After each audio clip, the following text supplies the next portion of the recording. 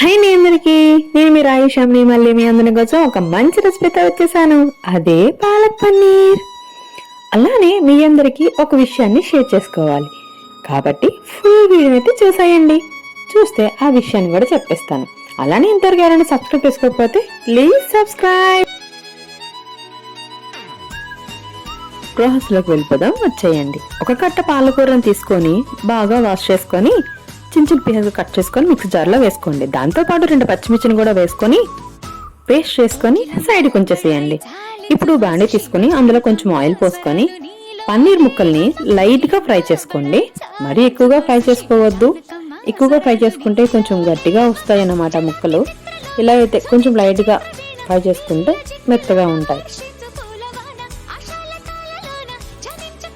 ఈ విధంగా వచ్చిన తర్వాత పన్నీర్ పీసెస్ని తీసుకొని సైడ్ పెట్టుకోండి.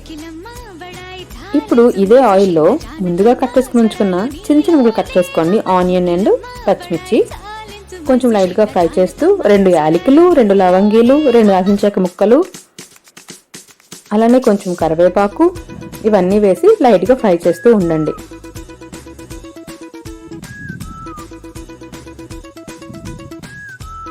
కొంచెం లైట్గా ఫ్రై అయిన తర్వాత అల్లం వెల్లుల్లి పేస్ట్ కూడా వేసి కొంచెం లైట్గా ఫ్రై చేస్తూ ఉండండి. అల్లం వెల్లుల్లి పేస్ట్ వేగిపోయింది అన్న టైంలో టమాటా పీసెస్ని కూడా చిన్నగానే కట్ చేసుకోండి. అవి కూడా వేసేయండి. వేసేసి సరిపడా సాల్ట్, పసుపు, కారం, కొంచెం గరం మసాలా, ధనియాల పొడి, కొంచెం మిరియాల పొడి కూడా టేస్ట్ కోసం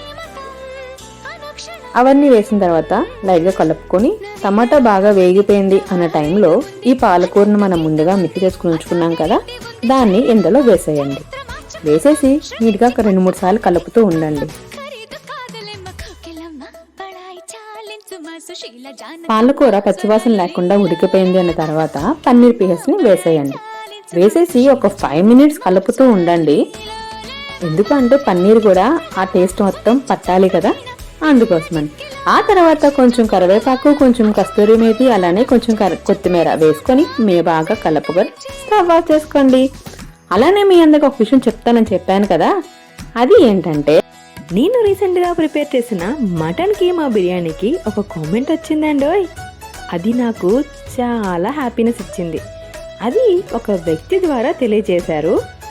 మటన్ కీమా బిర్యానీ వాళ్ళ ఇంట్లో ట్రై చేసి వాళ్ళకైతే చాలా బాగా వచ్చిందని చెప్పారనమాట. థ్యాంక్ యూ సో మచ్ అండి.